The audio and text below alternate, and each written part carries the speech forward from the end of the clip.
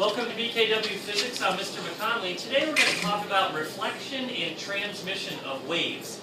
And I have Lloyd here, who's going to help me. And he's going to go in the back room, and he's going to yell, "This is a physics experiment." And obviously, since the door is closed, a lot of the sound's going to be blocked. But I want you to hear what happens, so let's close him back there.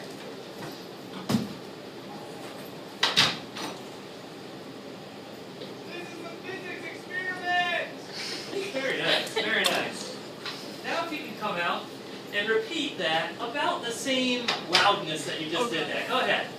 This is a physics experiment! Alright, thank you, Lloyd. That was great. So if we can pan to the front whiteboard here.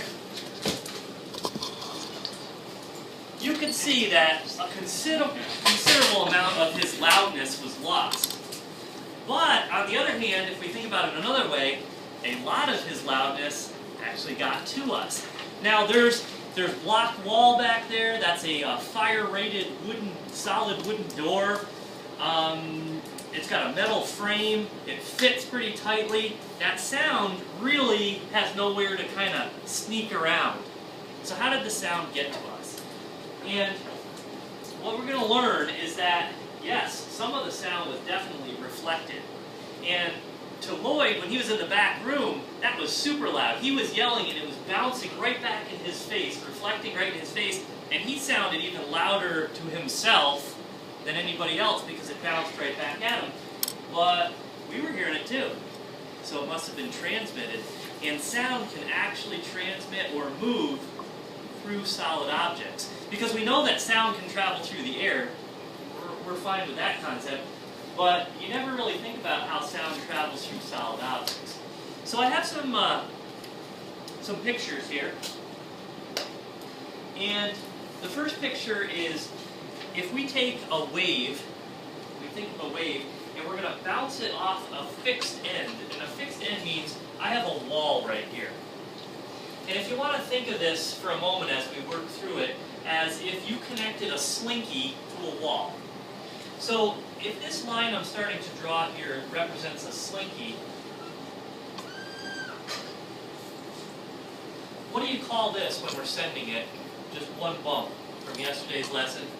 A pulse, thank you. So you're sending a single vibratory disturbance, a pulse, towards the wall. This is a fixed end. That slinky is attached firmly to the wall. So what's going to happen is eventually the slinky pulse, the pulse on the slinky, is going to kind of run out of real estate, if you know what I'm saying. And it will start stretching. It'll start stretching or tipping over as you run out of places for this pulse to go. And then what's eventually going to happen is it's going to snap to the bottom, and that pulse is going to return as a single vibratory disturbance on the complete opposite side. It's going to go towards the wall, it's going to stretch, it's going to flip to the bottom, and it's going to return. But what I do want you to notice, and I don't know if I drew it well or not, is that this is slightly smaller than it was originally. Why is that? Because some of the wave was reflected. In fact, in our case right here, most of the wave was reflected, but some of the wave was transmitted.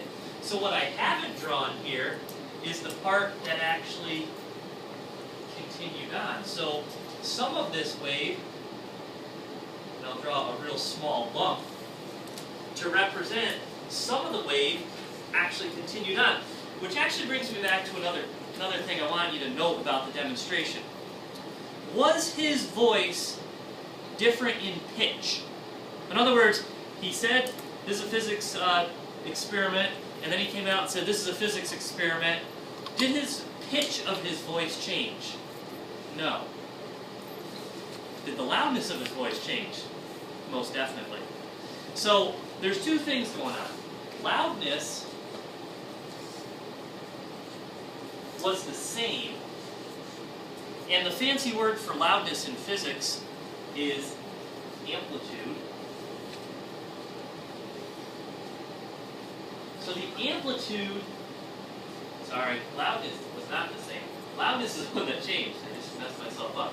Loudness, the amplitude, he got quieter when he was in the back room. He got louder when he was outside of the back room. So amplitude changed.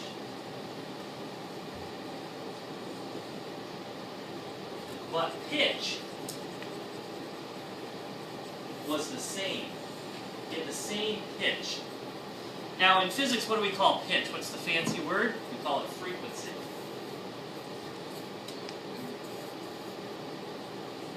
So we can say that his frequency was the same. His voice sounded, the pitch of his voice sounded the same. However, it was much quieter, it was muffled, you might say. So those are two important things, and it all goes back to the picture. So when the wave goes into the wall, does it change frequency? It must not. The frequency must remain the same when it's in the wall. So think of it this way. If my voice is sending out a wave like this, whoomp, whoomp, whoomp, how fast does it hit the wall? Whoomp, whoomp, whoomp. How fast does the wall vibrate? Whoomp, whoomp, whoomp. See, the frequency doesn't change. But if I'm moving this much air here, can I move the wall that much? No. No. So the loudness, the amplitude changes, but the frequency remains the same. Is that solidifying in your brain? The second scenario is a free end. Now, this would be if you take your slinky idea again, and you send a single vibratory disturbance down a slinky, but no one's holding the other end. In fact, you might think of this as like a whip. Now, some people take like you can take like a towel or a belt or something, and you can go, and you can whip it. That's what we're doing here. We're sending a single vibratory disturbance down. So what happens when the pulse, the single vibratory disturbance, gets towards the end, it kind of flares out. See how this kind of like flared itself up? It goes like that.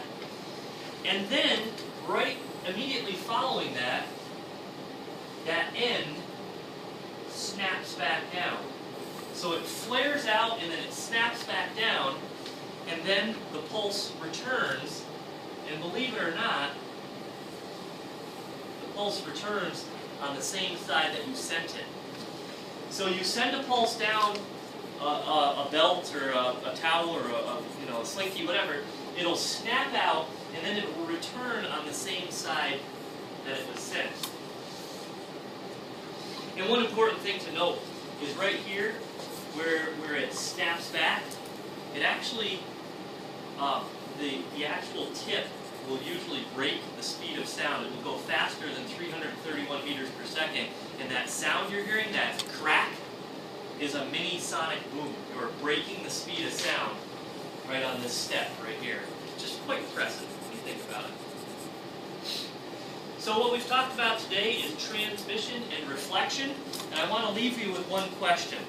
Do you think, we've been talking about material waves and very physical examples of this, do you think this also applies to light? In other words, if I look out the window right now, or think of it in reverse, if the light is trying to come through the window right now, is part of the light reflected and part of the light transmitted? And I think most of you can think like, yeah, I definitely think that's true. Because it must be transmitted because I can see through the window.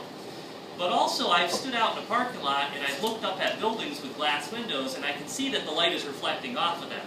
And sometimes it shines back in my eyes. So you're always going to get this reflection and transmission when you're talking about waves. So for today, physics.